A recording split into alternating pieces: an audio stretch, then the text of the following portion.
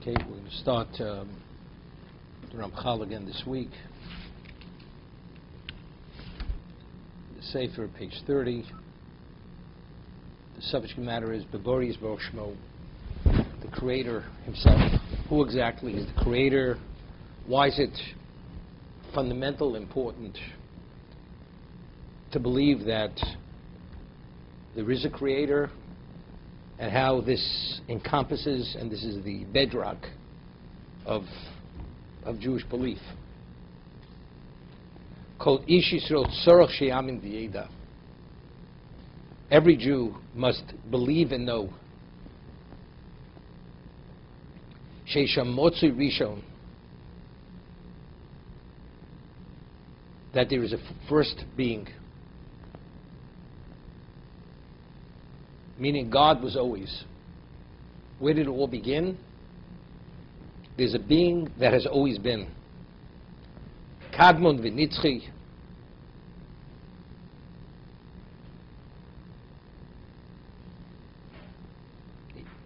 He was always v'nitzchi. He's eternal. V'ushehimtzi u'mamtzi kol ma shenimtza b'metzius.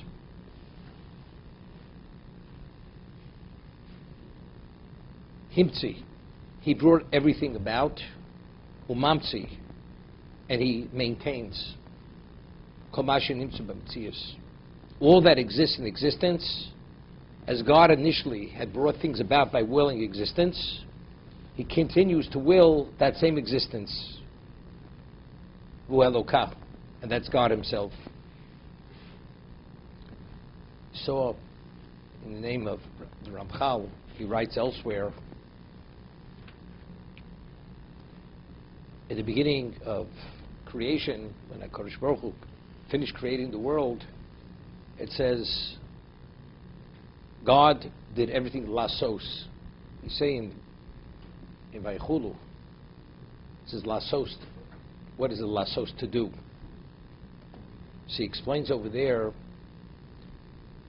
if Adam wouldn't have eaten of the Eitz Hadas, wouldn't have eaten the tree of knowledge, he would have never been driven out of the Garden of Eden. The world would have reached a level of perfection. Beyond that point, there would have never been suffering in the world. The world would have taken on a level of physical, spiritual. It would have functioned in a spiritual capacity. There would have never been an Avram Avinu. There would have never been a great flood. There would have never been an Egypt. There would have never been a Sinai. And the Torah itself, how would have it manifested itself? Not as we have it today. There wouldn't have been a physical world. The laws of damages, the laws of punishment, the laws of Sanhedrin, the court, witnesses, various torts, contracts, has no relevance. So how did all that manifest itself? For instance, when God gave us the Torah at Sinai, the angels in heaven said to HaKadosh Baruch Hu, Ma'enish kisis karenu, they wanted the Torah themselves. Now, Moshe didn't say, do you have an arm, do you have relevance to wearing tefillin? Didn't say that. Or, do you have relevance to eating non-kosher? There were other things he responded why they have no relevance to it. But what was even the consideration that the angel should have relevance to Torah? Torah is Torah mitzvahs. So the manifestation of Torah as we have it today has no relevance to the angels. The answer is, the Ramchal writes, that these are only manifestations of the spiritual manifesting itself in the physical. Meaning whatever has to be addressed in the spiritual to bring about perfection and completion in the spiritual realm, it's by observing Tayrag mitzvos. 248 positive mitzvahs, 365 negative commandments, whatever it may be. But that's only based on the manifestation of the world, because Adam ate of the Eitz Hadas, he ate of the tree of knowledge. The world was failed and wasn't worthy of perfection, of having the relationship with God. The world had to be brought to a level of perfection. How does it brought to the level of perfection, B'Yisrael Yisrael Shenik Reishus, through Klal Yisrael, through the Torah as it was received by us at Sinai. We had to say Nasa v'Nishma. The nations of the world had rejected it. So, but initially, if he wouldn't have sinned, things wouldn't have manifested themselves and evolved as they did evolve.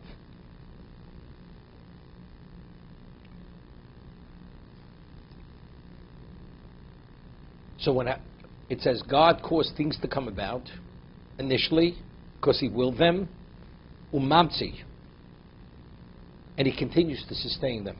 How does he sustain it? Based on what? Based on our behavior. We read in Torah, if you follow my statutes, bounty, blessing is beyond. And if you don't, then the world takes on another direction.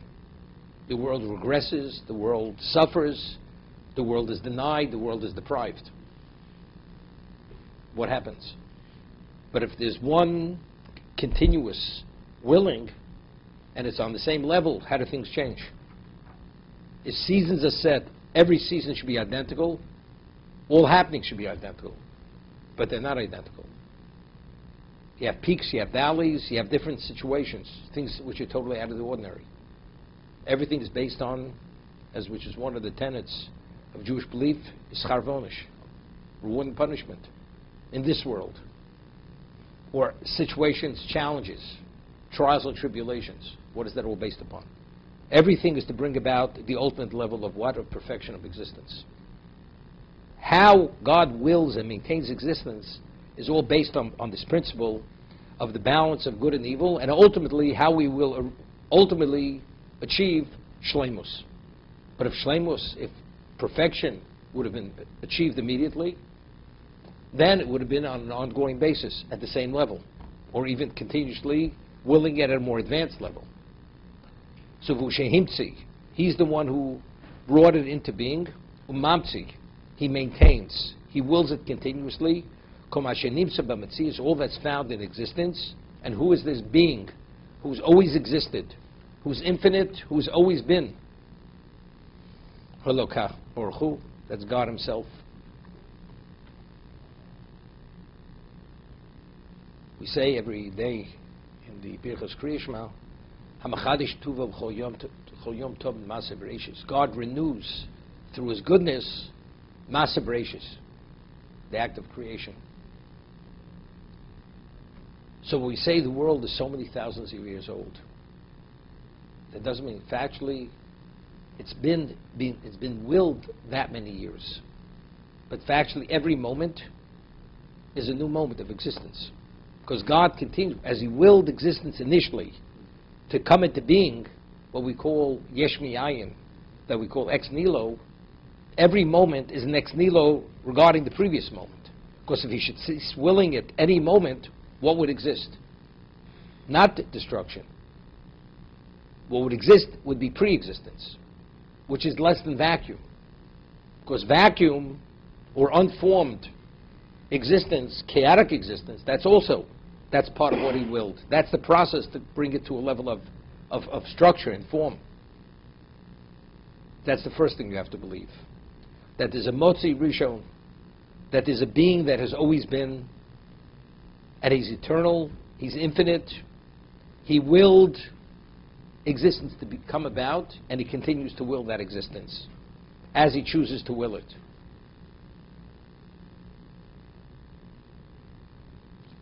The various appellations for Hashem is Yud Kei Vav Kei, Hoyo Hovaviyah. He was, he is, he's in the future. Elokim. What is Elokim? Elokim is translated as Almighty, and literally means all. Bal Kochas Kulam. Everything is included in his being. There's nothing beyond his ability. We can't even fathom. We only know his ability in terms of what he's done. And even that, we're not fully aware of what he does.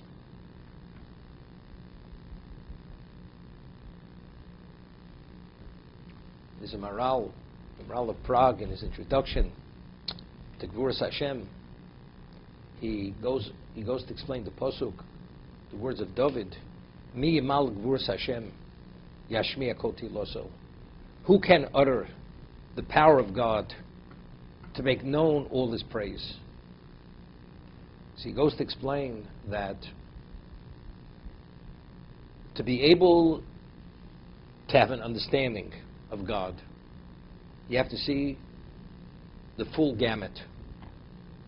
One doesn't see the full gamut. As the Ramchal writes in Das Tfunos, even after V'hoya Hashem l'melech ha'kol ha'aretz, God will reveal Himself at the end of time, when the world will reach its level of perfection. Our understanding of God will be, he says, pochs mitipish habiyam, will be less than a droplet in the ocean.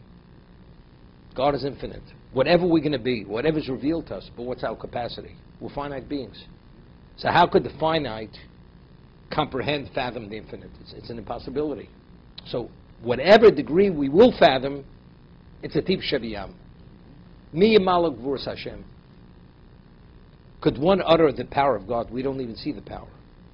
And even if we see it, we only see it on a very superficial level. Let's say you see the full gamut. There's so many layers below that. Do you understand the significance? So therefore you can't even say all its praise because you don't understand what that is.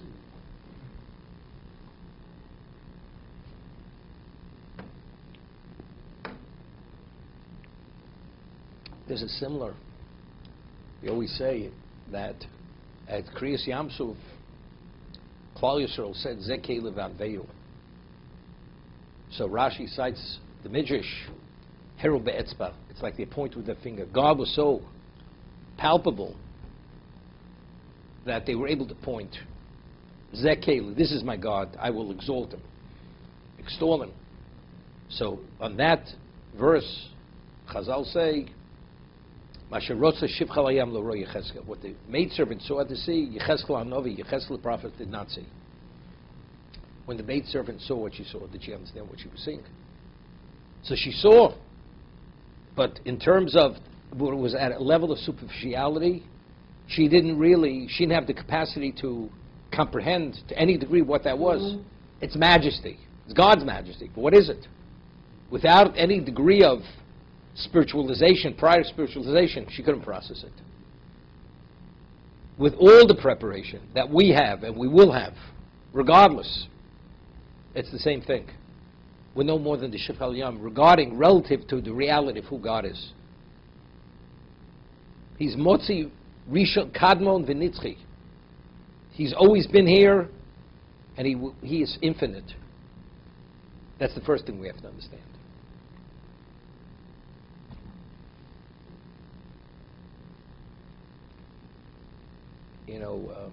The whole idea of the Esem Makos in Egypt, what did Paro believe? When Moshe originally presented his credentials to Paro, who was a pagan, he said to Moshe, Mi Hashem Asher Eshem Mekolo. Who is this God? He's not listed in the encyclopedia of deities. Lahavdil. Because what was their understanding? A deity is a power, it's a limited power. There's no such thing as an infinite being. It doesn't exist.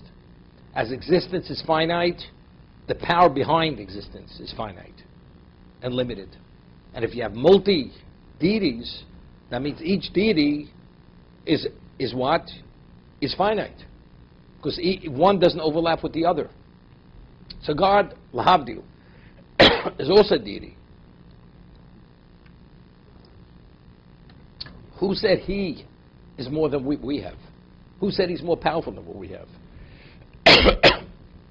To say He's the all-encompassing, there's no such thing. Doesn't exist. And everything else is a manifestation that He willed all these powers. Continuously wills their existence, their function. So what did the Esem Makos accomplish? That all of them addressed that every aspect of existence and every power is controlled by this one power. That means He is the Almighty.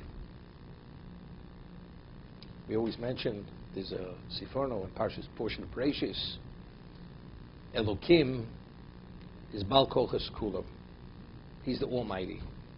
An angel is called Kael. That's singular. Micha mocha be'elim Hashem. Among all the elim, among all the angels, is anybody compared to you? The angel is limited in the capacity that he's created to function in that capacity. He is a power. But to what degree is it power? As God wills it. So Elokim is the plural of Kael. He is the multiple of all the powers. That's Elokim. This is Varno. That's Baal Kochas Kulam. He's the Almighty. The angel is mighty only to the degree that God allows him to be mighty. So that's singular versus plural. So that's the first thing we have to understand. Otzar Sheyeda. Something else you have to know. This is fact. Indisputable fact.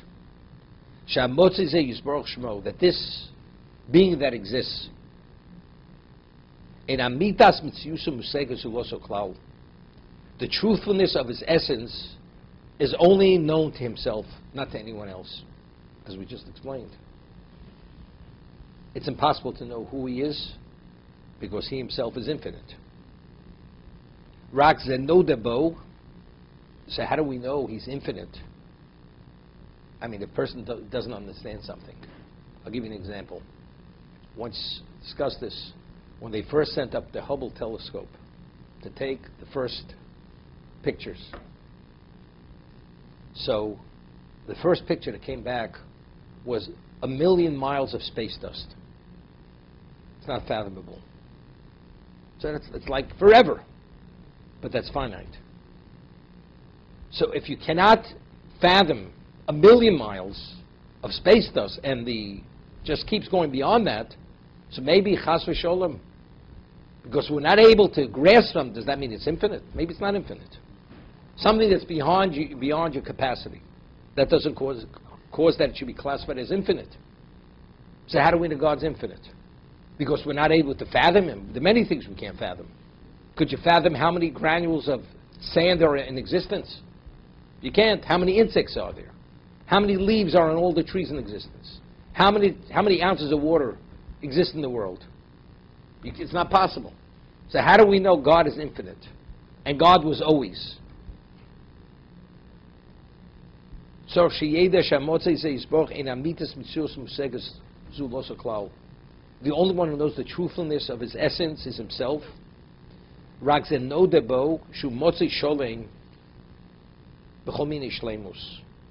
The found entity of God is complete in every conceivable aspect of what perfection is. You know, we speak about relative to absolute. Something. He's the most perfect person. He's perfect. There's nothing perfect. Relative to anything else, it's perfect. But perfect in the absolute sense, the only one's perfect in the absolute sense is God himself. See, he's sholem betachlis hashlemus, b'chol minei shlemus. Whatever perfection is, that's what he is. V'lo nimtza bo chesaron klal. There are no deficiencies in him. He said a question, but how do we know this? There are many things, how do we know? We only know certain things through Kabbalah, through tradition. At Sinai, it was communicated, they had a level of clarity, as Tosas cites the Midrash. When the Jews stood at Sinai, God opened the heavens and opened the depths of earth and showed them that nothing exists in existence except him. And from then they understood that he's the creator. And this was communicated through prophecy. This was face to face. It was the wake state they prophesied at Sinai. What they saw at Sinai, they passed it on to the children, and the children to their children. This is what we call Besorah. That's the transmission from Sinai. Ve'elu ulam dvarim elu yadanum b'kabbalah min ha'ovos. All this that we're speaking, that God is infinite and God wills and continues to will.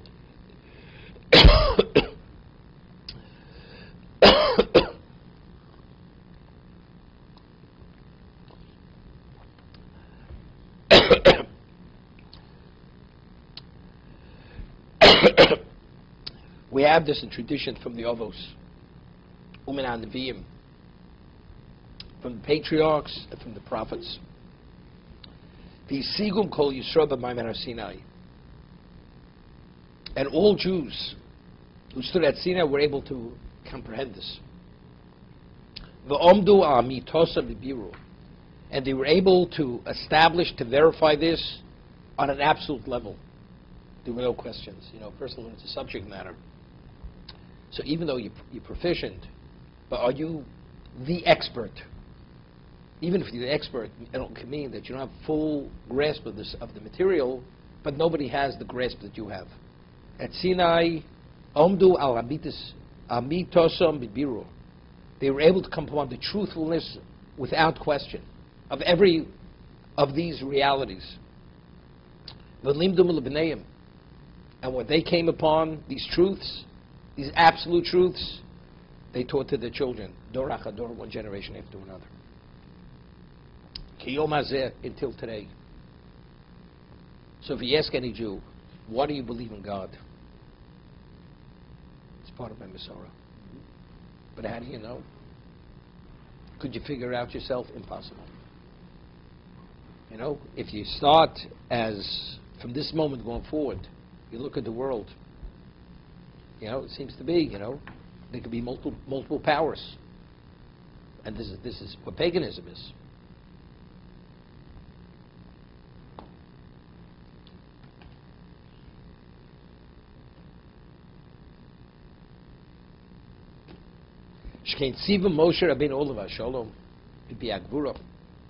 And why did we transmit it from generation after generation, those truths? Because that was the Torah obligation. It was a divine dictate. Moshe Rabbeinu communicated to us that it's the will of Hashem, that what happened at Sinai, all the truths, those absolutes they came upon, through the communication, it has to be transmitted generation after generation, father to son. And seemingly, if that's the obligation, because there's no other way to know it. It's something you can't figure out yourself. You'd say, how's it possible? You'd be skeptical. You'd become a skeptic. Is it possible that there's something which is infinite? The world is finite. How can... It's true. The only way you could come upon this is only because it was revealed to you by God Himself. It's like a person says, if I wouldn't have seen it myself, I wouldn't have believed it. Lahavdil. It's only because Hashem revealed Himself through a level of revelation, which there was never such a revelation in existence, ever. What He communicated to the Navi on a personal level, He communicated to Klal Yisrael on a national level. Every Jew. And what was the dictate at Sinai? To give it over to our children, generation after generation, as it says in the Pasuk, Pentishkach hasedvar b'sharu einecho. Because you may forget the things that you saw with your own eyes. It means much more than with your own eyes. They only saw with those eyes because it was within a prophetic context. And what you saw, you must inform your children and your children's children. That's a Torah obligation.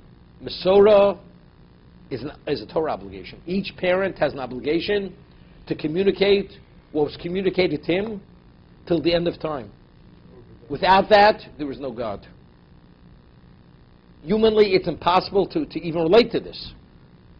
So how do we know God is infinite? Because we experienced it firsthand. Through that revelation.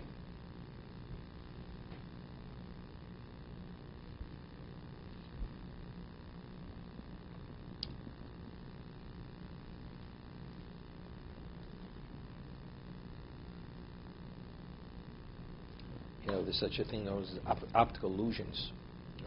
There are many things, You have a mirage, you're in the desert, the person starts hallucinating, or different things, reflections due to the contour of the earth and the sun and the various reflections, right? So people say, yeah, maybe they hallucinated at Sinai. You can say what you want, but if you have 4 or 5 million people experiencing and internalizing the identical experience, and each one says and they could give you detailed information. What exactly was communicated, and how was communicated, and what context it was communicated, and the breadth and depth of that communication. He's not a person who's having some kind of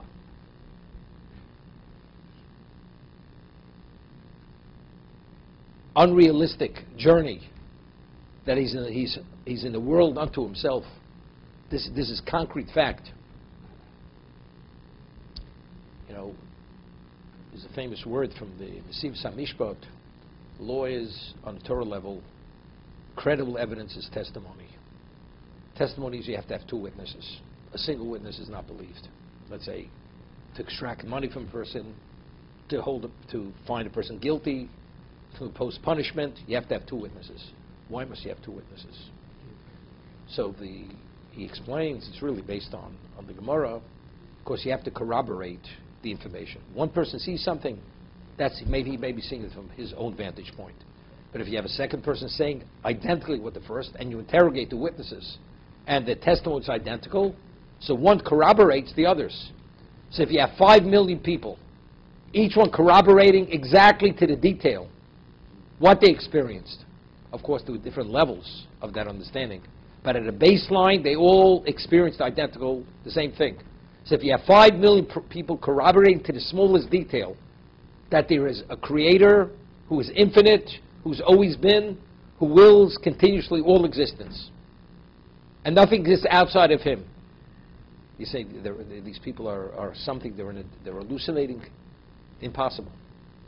You want to be a skeptic, you want to deny it, you can deny what you want to deny. Look, Korach also denied it. God openly spoke to Moshe. And yet, Korach was able to think in his own mind, because of his own envy, that this was something Moshe contrived himself. But if God has him representing him, could he have contrived this himself? Could he have created himself? God says he's my trusted servant. His word is my word. But you never know. But you only think that way based on your own conflict of interest. This famous word from Rabbi Chana Wasserman, Zechat Tzaddik Livrocha. He writes he has a work.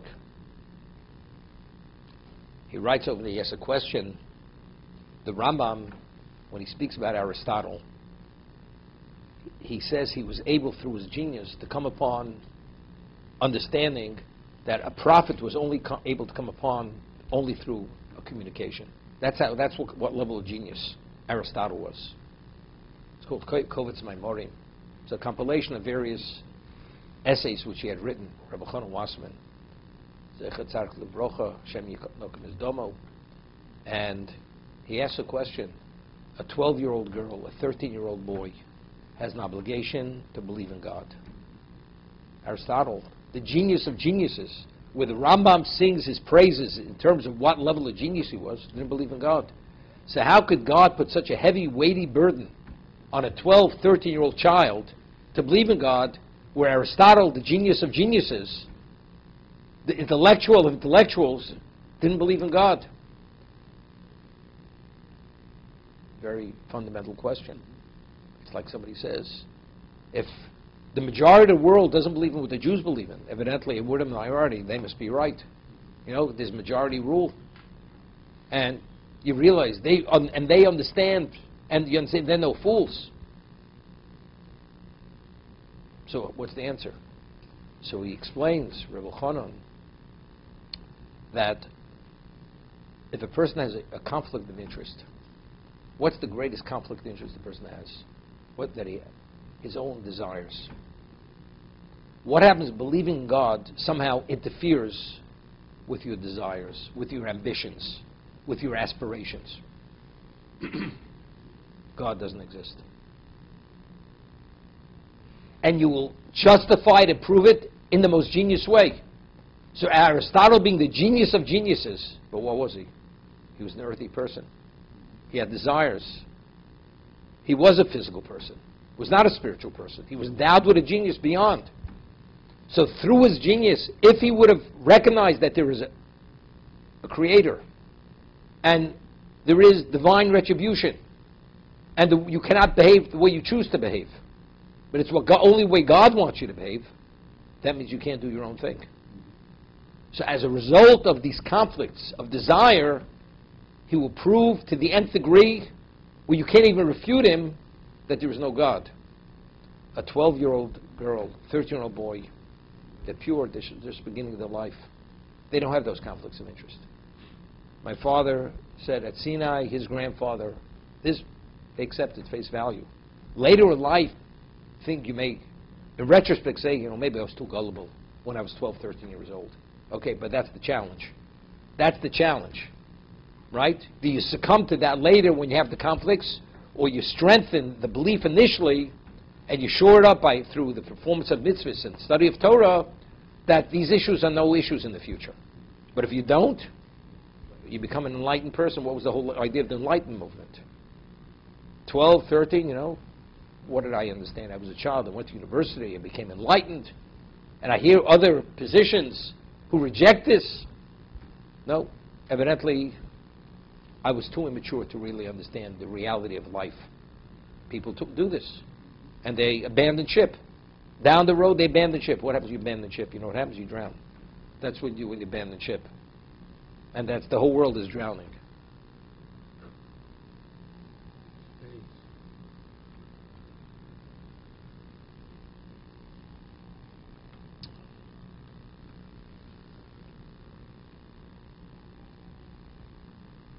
I once mentioned, Chazal, most people, they misunderstand this. Who was the first person who found God, came upon God? Avram Avinu. Did Avram find God, or did God find him? We discussed this. Avram entered into a theological dialogue with the greatest thinkers of his generation. He wasn't satisfied with what they had said. As I said, that answers, but he wasn't looking for an answer. That he wanted to know the answer. Very often, a person asks questions. He says, I could live with that answer. Avram wasn't interested in living with an answer. He wanted to know the answer.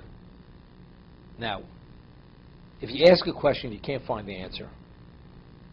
The question becomes the answer. Therefore, it must be. Maybe there are multiple other answers that you didn't come upon. So how do you know the answer is there is only one creator?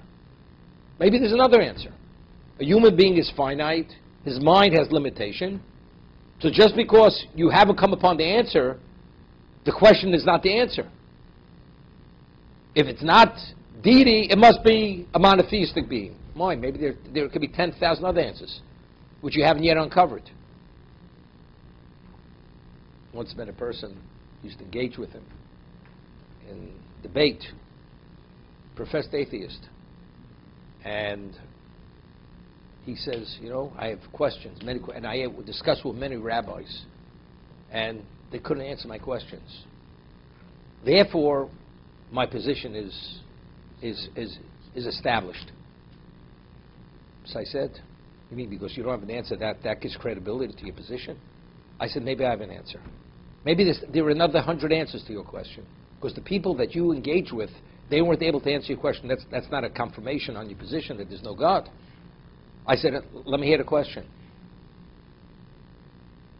So if there are endless other possibilities, how did Avram come to the conclusion, therefore there must be a monotheistic being? So if you look in the Midrash, that's not what happened. Avram Avinu asked the question. And the expression of the Midrash is, Avram Ra Biro Dolekis. He saw a citadel which was illuminated. Could you imagine? You see a 10,000 room palace. Every room is furnished, every room is glowing and illuminated. It's functioning. And he says, he calls out, Mi Balabiro. Who is the master of this citadel? Gets no answer.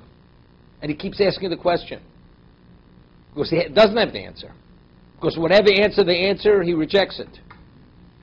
Until finally, HaKadosh Baruch Hu himself says, Ani Balabiro. Because Avram was not willing to compromise his quest for truth, therefore he merited to come upon truth. But what truth did he merit to come upon? Not that he found the truth. The truth found him. Ani Balabiro, because again, based on what we're saying, unless it's Masorah, unless God himself reveals himself and communicates through prophecy or through Sinai, that he is the infinite being, it's not credible. The analysis is not a valid analysis. It therefore must be. There's no therefore. The therefore is only if God himself says, I am. And that's what happened at Sinai. That's what happened with the Avos HaKadoshim. They were prophets. Hashem revealed himself and communicated this to them. That's how they knew it.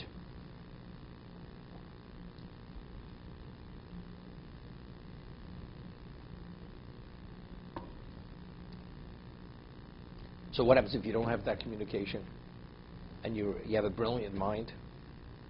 Either you say there is no God, I mean there's not even a deity, or you say the world functions based on the system of deities, which that's paganism.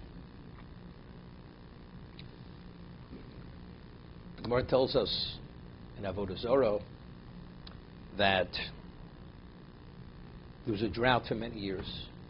And a person had a dream that if he slaughters his son to a certain angel, it will rain sufficiently and the drought will be broken. And the person went, slaughtered his son, and sure enough, came in torrents. And the drought came to an end. So the Emor says, so how do we understand it? So the Emor first says that, in fact, it was meant to rain at that particular moment.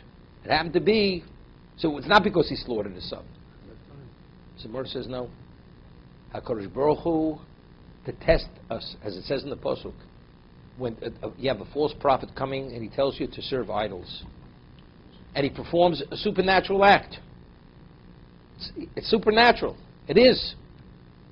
So it's not simple not to accept it. He'll take the sea, he'll split the sea for you. And he says, there's a deity who's behind me.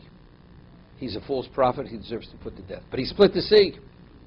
Hashem, God, allows these people to have a power to change nature to be tested. That's a test. So why did it rain? Because he slaughtered his son. Of course, God caused it to rain. But the act of serving the deity activated, caused God, but that's the test. You know how tough this is?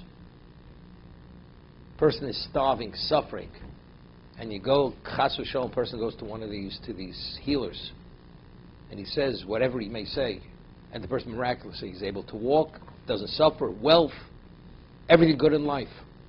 The person says you can't deny reality. Chas v'shalom. And what do you attribute it to? You attribute it to what? To the deity. Factually, HaKadosh Baruch Hu did it. But what was the method? But how would the person, how is he going to process that? That's it. That's his reality. You have to overcome this. This is Sifarno. The Torah tells us that when we came to Canaan and there were idols, you have to destroy the idols, gold, silver, whatever it's made of, and you can't have anything to do with it. And it's classified as what Isurei Ano. You're not even permitted to benefit from it. Why? So he goes to explain. The person says, of course I don't believe in it. But what happens after you get this gold and silver, and all of a sudden you have phenomenal success, and unusual things happen in your life? What are you going to attribute it to? This is not ordinary gold. This gold initially was an idol, and it's connected to some power. And that power, and you're drawn into it. And it's inevitable. It's like almost an easy fall. It's a slippery slope. You don't want to be involved. You know, in medicine years ago, today you don't hear it so much, because today they call it holistic. But at one time they called it quackery. Seriously. One time you never heard of holistic medicine. You know, a person was dying of cancer, apricot pits, extract of apricot pits. You had to go to Mexico for this. So people, it was quackery, right? What happens when a person becomes desperate? A person is willing to believe anything. You're grasping for straws. Remember, years ago there was a dermatologist in Baltimore. He was a good person, he was a Jew.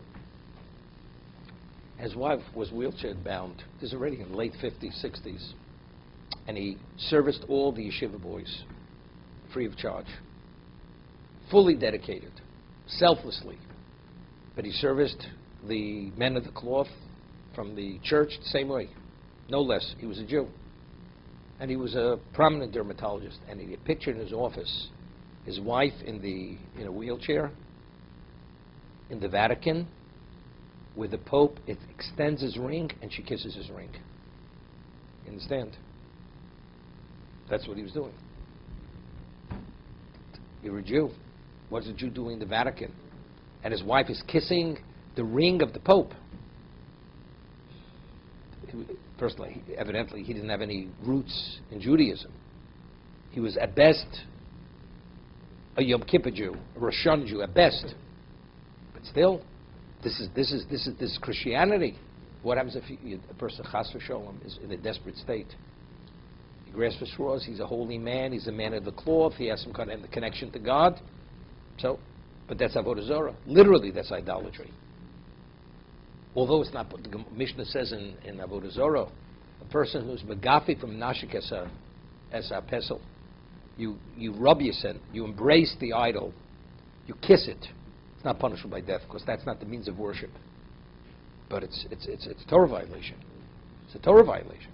Kissing the ring of the Pope, it's Torah. It's idolatry. But again, unless you have the Mesorah, and Mesorah is not hearsay. Mesorah has to be, divrei Torah tzrichen chizuk. Torah has to be continuously strengthened. The Ramchal writes in the Mesillas Yesharim, Moritel states in a number of locations, Barosi Yetzara, Barosi Lo Torah Tavlin. The only antidote to the Yetzara is only Torah. What does that mean? There's no way to come upon a level of clarity that the dictates and the beliefs of the Torah are true. To internalize them, it's only through Torah. Any other way, you're always on a tilt. A human being is always on a tilt. It's like it says in Pirkei Avos, cites the pasuk that if a person is kodmo yirosel chochmoso, if one's wisdom is predicated on one's fear of God, the roots are deep. All the winds in the world cannot blow over that tree. But if you have shallow roots and that tree is weighty, the slightest wind could just topple that tree. So what gives the person deep roots? That's the Torah. That's the toppling. That's the only antidote. So you could have tradition, you could have whatever you want. As they say in the vernacular, push comes to shove, and whatever it may be. And you're suffering, you're deprived, and you're needy, whatever it may be. And all of a sudden, somebody presents another position, and that causes your predicament to change. Person says, look, seeing is believing. Proof's in the pudding, as they say. Chas v'sholom. If that's it, it's the beginning of the end. Beginning of the end. So there's a mitzvah, and it's a divine dictate.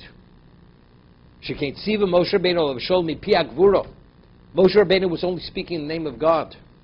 Petishkach hasadvar b'shiroi necho. You may forget what you saw with your own eyes, and therefore vodatem levanecho levanecho. You must inform what you experienced and what you came upon the truths of Sinai, which only Sinai could have brought you to that truth.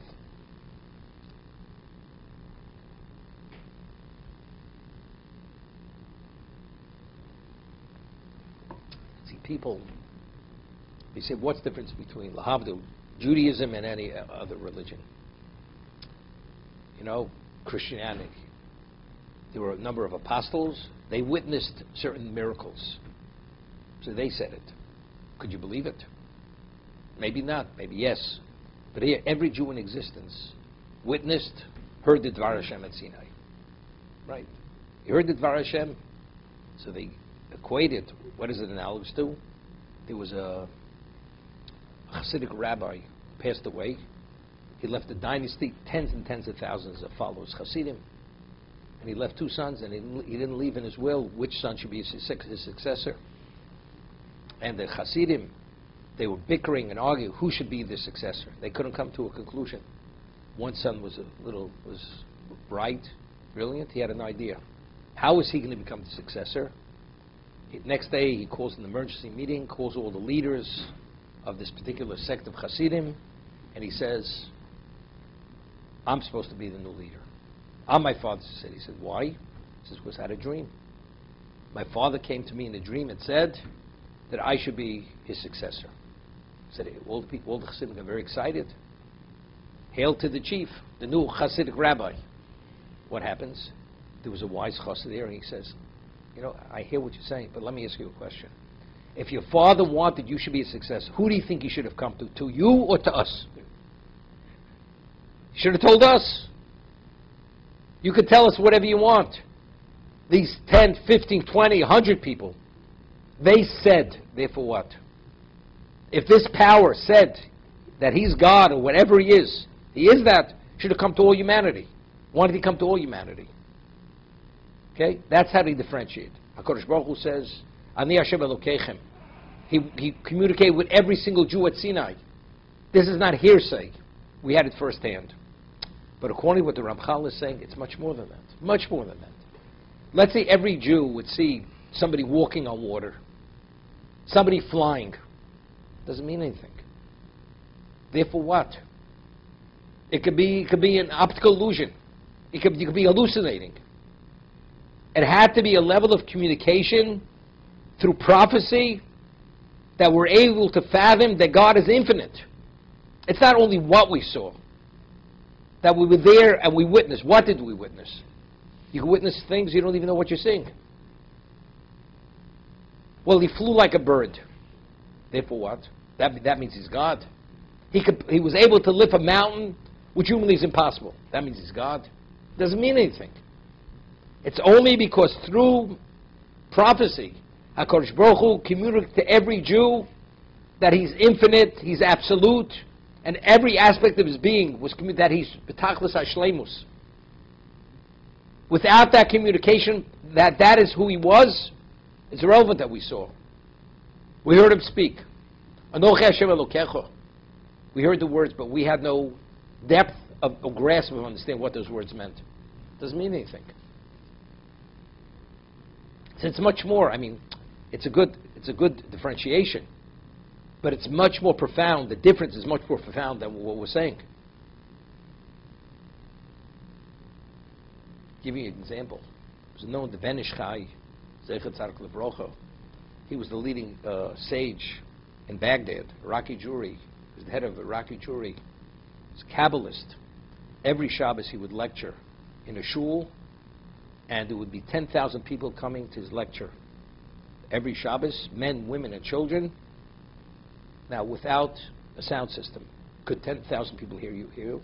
But it was known that every person that was present was able to hear the voice clearly of the Ben Ish Chai when he spoke. How's it possible? Nobody knows. But this was a known fact. He has supernatural powers. He is, you could draw whatever you want from there. But of course, it's baseless. Was he a Kodesh? Yes, he was a Kodesh. Was he a Makubal? He was a Makubal. Did he know the Torah in its entirety? Yes. But what about all the other stuff that people tack on?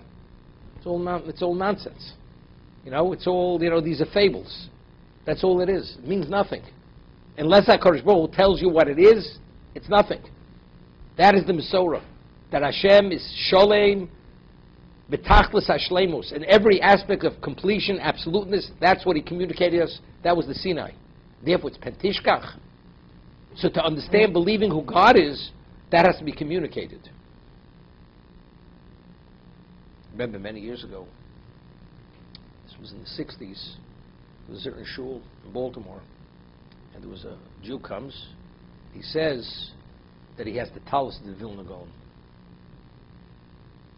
And there's a special school, special omen that if you kiss it, it's a holy talus.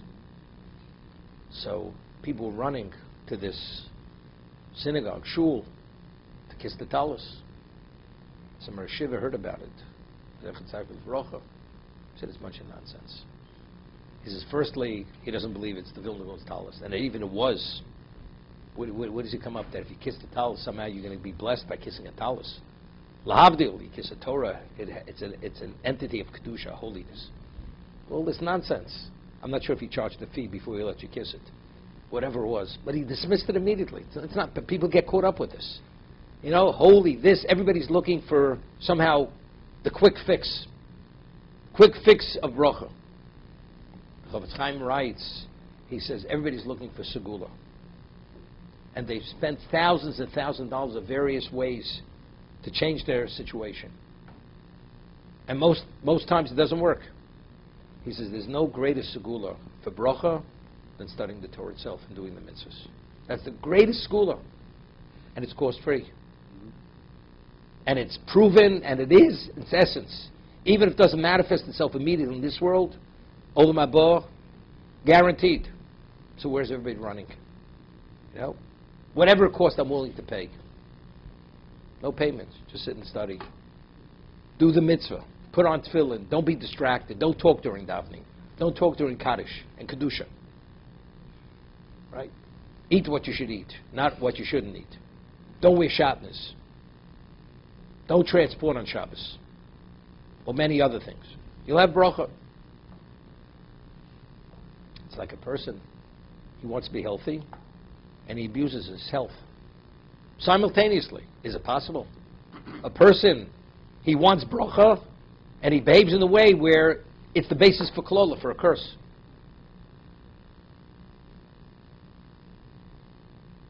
Person, chas v'sholem, he doesn't observe laws of family purity. Torah says a person doesn't observe the laws of family purity. It's the liability is koreh, spiritual excision. And many other things the person. He doesn't observe Shabbos properly, which is even more serious. It carries the death penalty, although we don't have the Sanhedrin to implement it. So this is klola at the most extreme level. But why don't I have bracha? What do you mean? You take cyanide and you expect to run 1,000 miles an hour after taking cyanide. Literally, you're destroying your neshama. You're creating every blockage. The Gemara says in Brachos, why doesn't God answer us? Because there's a mechitza shabarzel. There's an iron wall separating us from Hashem. That's why our tefillah is not heard. And what is the mechitza shabarzel? That's Avon Hussein Shol Yisrael. Those are the sins. So what's the question? So where's the bracha? I'm such a good Jew. If you understand what it means to be a good Jew, and what the basis is, then you understand a little bit. To be continued.